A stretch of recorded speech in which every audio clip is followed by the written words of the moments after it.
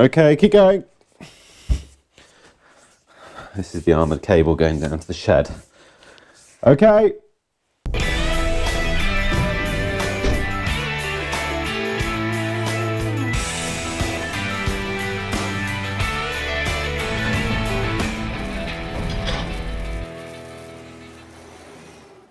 Hello everybody, welcome back to the channel. So, in my last video, I was fitting a fuse board and I did a time lapse and we ran out of microphone power, so we couldn't get all the time lapse in. But I'm doing another one today. I'm in a little cupboard under the stairs today. So I'm just working in this, that's the fuse board there, and I'm just working in this very tiny little cupboard. So I'm going to have a crooked neck by the end of today, I think. However, a couple of people, I only saw I think 2 or 3, noticed that I was fitting a British General board. And I've used them quite a lot. I tend to flick between British General and Wilex. They seem to be my 2 sort of go-to fuse boards.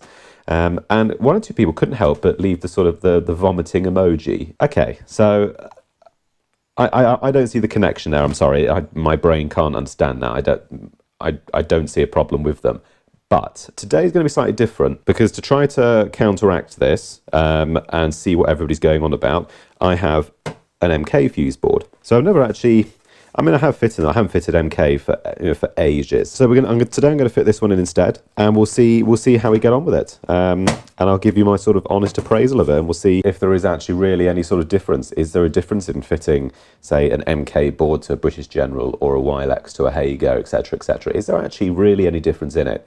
So today, this is the perfect example. We'll test this out today, and we'll see if the theory is true. And I mean, theoretically, this is an MK board. So in the car world, this would be like a Ferrari. You know, this should be a very good fuse board. It's a very respected brand, and it should be very good. So we'll see. But I'm going to put it to the test. So I'm going to start stripping the old board out, and we'll catch up in a bit. There were a couple of you in the last video who were talking about. I'll turn it off there actually. Who were talking about how do you know, excuse me, how do you know when you take out the old fuses, which wire goes where when you put it into the new board? I think you just kind of know. I can't really describe it any other way. You just kind of get a feeling for it. I guess it's the same as when I look at, when I look at a plumber and look at all their pipes and stuff, and you just think, how do they know which is which? But I guess they just do. Here is quite handy actually, because we've got a little isolator here. We've got a 100 amp isolator, but it's actually only a 60 amp fuse, and they've just run some 16 mil tails into an isolator. But they're very handy when they are here, because we can just switch that off, and then I can just replace these tails and keep going. We've actually got quite a lot of slack on these cables as well, actually, which is quite handy. I'll take the handle off actually. All right. And this is the new 6 mil we're running to the garage down there, which I don't know if you can hear Tom is hammering away outside doing this. Yeah, there were a couple of people as well, and they were saying about, in one of my previous videos, I was just doing some work like this where the board was live and I was working away on it, and people were like, oh my God, you shouldn't be doing that. Oh, that's so dangerous. You're an electrician. How? I mean, yes, I could put the cover back on and I could, but you're an electrician. You just work with an ounce of common sense and just keep things safe, and it'll be all right, But working inside live boards, that is part and parcel of an electrician's job. It's what you do. That's like saying a plumber can't work with water. I mean, it's a nonsense. There's a difference between being super safe and cautious and then actually getting on with the job. There's a distinct difference, and that you can't get both of them. You just have to work with a modicum of common sense and just keep it as safe as you can and get the job done. That's how I do it. Right, I'm going to go around and test all the lighting circuits and see what's what and stuff, and then we'll report back in a bit. Okay, so while I've been off cam, I've just been running around quickly trying to work out which of these is which. That was the upstairs lights, downstairs lights, boiler. That was the upstairs sockets, downstairs sockets, kitchen sockets. So I'm just going to, the way that I tend to do it now is I just get some white tape. I mean, you can actually write it. You can write it on these cables, actually. I might just do that. That was up, that was down, that's down, and that's kitchen. Okay. So that's written on the cables now, so I know what's what. You can do it with, I was about to do it with white tape, actually, just write it on there and then just wrap it around there. But you can actually just, if you've got a permanent marker, just mark up the cable. That's the way I do it, just mark up the cables like that. I will do my end-to-end testing now on the rings. They might not be rings, actually, they might be radials. And they just put 2 radials in a 32 amp fuse, which they shouldn't do, but I've seen that on numerous occasions. Null my leads. Nulled, okay. Let's see if we've got any broken rings today. Do we have any broken rings? 0.25. Don't know if you can see that. Don't know if you can make it out. 0.25. That's the first one. Are we going to have a jackpot? Are we going to have all 3 rings complete? What do you think? It's looking good. 0.30. So we've got the last one to do, the kitchen ring. It's only just in there. So have we got a complete ring on the kitchen?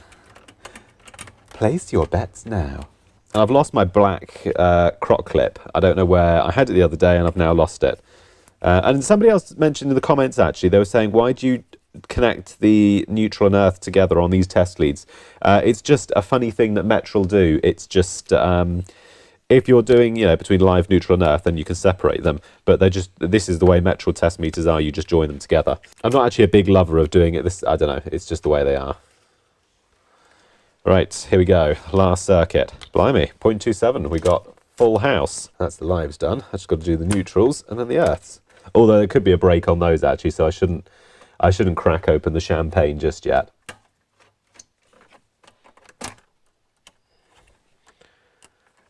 Point 0.23.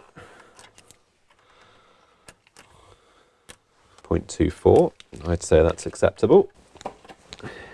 What I'm going to do is just take those together so I know which is which.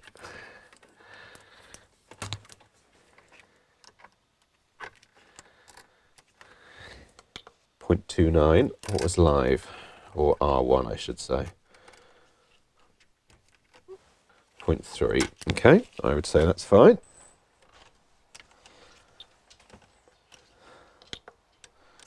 0.47, I'd say that's good. Let's take those out the isolator first, so we have a dead fuse board completely.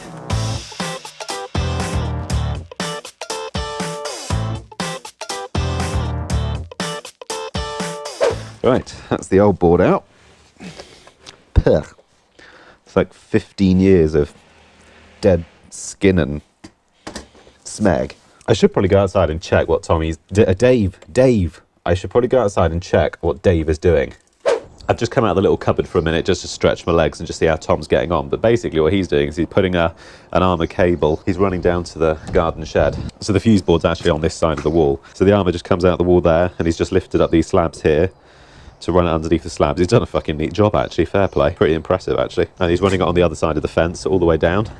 And it goes to the little building down the bottom of the garden, just down there. And there'll be a little garage consumer unit and some sockets and lights in there, which we'll do later on. And this is actually the shed from this is actually a little pathway with a big iron gate, this galvanised gate there. And Tom's just up there now, just clipping.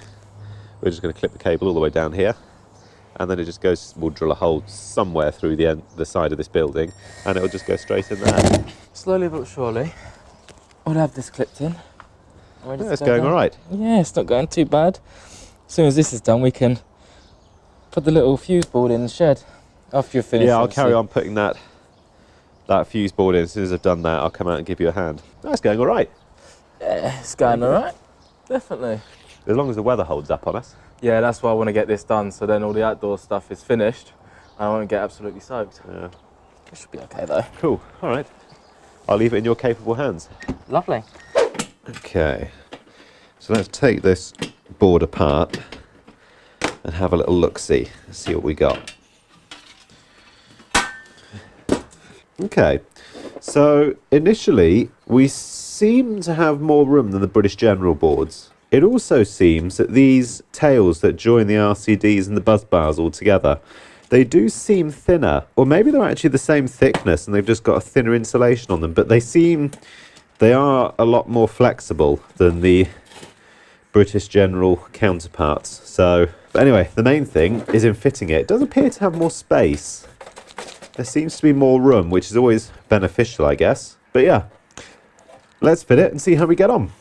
So I've more or less finished connecting this board up now. I've finished connecting it. I've got to label it up and do my testing, some final testing and stuff. But that was the MK board that we spoke about earlier that I've fitted. So you can have a look at it. So I've done what somebody else mentioned in the comments, where I can take the cables in through the back. So all I've done is just on the edges here, I've just spaced it off the wall with some washers. And I mean, it's not going to go anywhere. I've just spaced it off the wall with washers just so I can get my hand in behind it.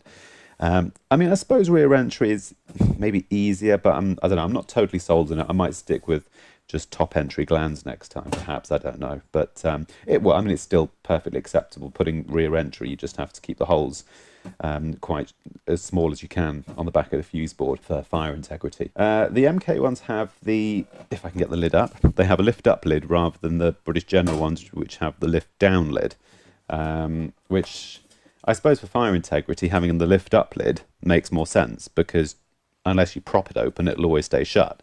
So I've got to put a blank in there, I've got to label up and stuff. But yeah, that's basically it. So I've just got my glands underneath, an armoured cable. I've got to put a bolt in for the banjo, actually, I must do that now. And just some new 10mm, 16mm main earth, and then 10mm bonds to the water and gas. The gas meter is actually right here, because somebody was actually, that reminds me actually, somebody was actually talking about placing fuse boards near gas meters and stuff, and they were just asking what's the rules with that, are you allowed to do it? Don't quote me on this, but I've got a feeling it's something like the fuse board should ideally be a minimum, is it 150mm or 300mm from a gas meter? Again, in the real world, how plausible is that everywhere?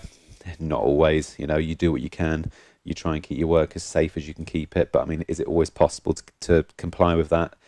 In reality, no. So yeah, in an ideal world, that's what we like to do, but again, isn't always possible. So now I've fitted this board. I mean, the sort of end result. What do I think of it? What do I make of fitting an MK board? I mean, we'll start with the plus sides. We'll start with the positives. It seems to be easier to wire in the respect that the meter tail, the tails which go between the RCDs and stuff, are easier to move. So maybe it gives sort of a placebo effect, that it gives you the illusion of more room. Maybe there isn't as much room. Maybe the room is the same as like a Wilex or a British General, but there seems to be more room in there, which obviously it does make a noted difference when you're wiring, especially if you've got quite a lot of circuits. The other thing I did like about it was the knockouts, because these knockouts are incredibly easy to knock out. You just literally get your pliers or whatever, and just a little tap and they come out. But they're firm enough that even if you accidentally tap them like this, they're not going to come out. You have got to hit them with something, with the end of the punch or something, or my snips in that case. So that was a big brownie point for them, because the British General ones are a proper mare. Anyone who's fitted them knows that the knockouts on the British General boards are really, really solid. And that's one of the things I actually don't like about those boards. So this one definitely won brownie points for ease of installation by a mile. The fuses inside predominantly felt exactly the same. They didn't feel any difference at all. I think they're the same they certainly felt the same to install as any other fuse I've fitted. The pull-down catch on these was a little bit bigger, which I suppose made it a bit easier, perhaps. But there was no sort of notable difference as such. I mean, they felt the same to install. On the con side, the only one thing that I disliked about this is the rigidity of the board. That was the only thing I don't know, I just have a bit of an issue with it. If you take the board when you take it out of the packet and flex it, there's quite a lot of flex. The actual twisting, there's quite a lot of twist in it. I mean, I suppose once it's fitted like this, you're not going to notice it. But it is something that they just feel thinner and just a little bit, maybe not cheaper made, but they just feel a bit, they don't feel as tough. The British General boards, for anybody who's fitted them, when you take them out, I mean, they're solid board. I mean, there's no twist in them at all. But then they've got more downsides in this board. So I guess it's horses for courses. I mean, overall, what do I think of it? It's a good board. I can't argue with it. They're very, very popular, and they're a very good brand. So I guess time will tell. What I'll do is I've got another board coming up which I'll fit, which is a slightly smaller one than this, and we'll see how that one goes as well. Would I use it again? I mean, yeah, I probably would. It's, they do have a nice feel about them, other than the whole twisting thing which I was talking about. They do feel nice, and they're easier to install than the British General ones. That's confirmed. They are they are easier. If you compare this one, you know, if it was a straight shootout contest between this one and the British General, there is, I mean, once they're in and fitted, essentially there is no difference. They both do the same thing and they both provide exactly the same level of protection. But for ease for the installer, there is no doubt about it, the MK one does win for ease of installation. So yeah, there you go. It does get my vote. It's a nice board. I'm going to go down to the garage and see exactly what Tom is up to, because he's gone very quiet. So I don't know. I'm going to see what he's up to. All right, everybody. We're in the garage now. So we've just finished in here. In fact, we just finished everywhere. To be fair, Tom's done all this, and he's done Dave. The man is called Dave. Dave has just finished all this, and to be fair to him, he's done a really good job, actually. So there was no power in here, so we've run the armour cable down the outside, as you saw. We bought it in here, and he's clipped it in here. So it's literally just clipped in up there, and then it just disappears over the rafters, and then it comes into a little fuse board just there, which he's done all the gland and everything himself. He's done a nice job of it, actually. And then inside is just a pair of, it's a 620 amp breaker, and it's backed up to a 32 amp supply inside, so a 32 amp MCB inside, sorry. Now, for all the lighting and everything in here, for all the drops and everything, we just used capping. Now, the reason we ended up choosing to do that, because I was just going to put pipe here. We were just going to run 20mm pipe up. But in the end, we ended up choosing capping. I mean, I suppose it's not a great deal, you know, it gives a bit of mechanical protection, which is all it needs, I guess. But the reason we ended up using this is because the guy thinks he might board it, he might dot and dab plasterboard it later on. So that was the reason we put these on. So yeah. But that's it, and there's just the capping runs down to surface mount switches, and the same again down there, a bit of capping coming down the wall. And it just literally runs to a pair of double sockets, and the same there, just capping, just a pair of sockets. Not a huge amount to see. The light fittings were the best though. These were made by Enlight, or Inlight, or whatever they're called, EN Light basically. And they were only, I think they were about 30 quid each. But they're LED fluorescent strips, and they're absolutely fantastic. They were such brilliant bits of kit. So it sort of really goes to show that how quickly technology evolved. I mean, you know, you can buy an LED strip for, and that was, I mean, we just bought that off the shelf, but I'm sure if you hunted around, you could probably find them a bit cheaper. That's this all done. I'm now going to go out and give Tom a hand loading the van because it's pouring down with rain, so I should probably help him. But then again, that is what an apprentice is for. Tom is getting soaking wet, putting the ladders on the van. That's an awesome bit of health and safety there, Tom. Fair play, mate. That's a fantastic bit of health and safety there. If I fall off, it's my own fucking fault. Exactly. Yeah. Yeah, you say it the way it is, Tom. Dave, he's called Dave. I wouldn't mind, I've only got one jacket and he's fucking wearing it. I like to look after my crew. You did do lights, absolutely pissing down with rain. He's done both the outside lights, so I can't really have a go at him about it. I'm just running around doing my final testing. So we powered it all up, and I'm just doing my final ZS readings and that sort of stuff, and I'm just doing the RCD testing and stuff. Somebody left a comment. It was a couple of videos back. I can't remember exactly which one it was. But they were talking about how do you prove you've done the test you say you've done, so to speak, when you write your certificate out.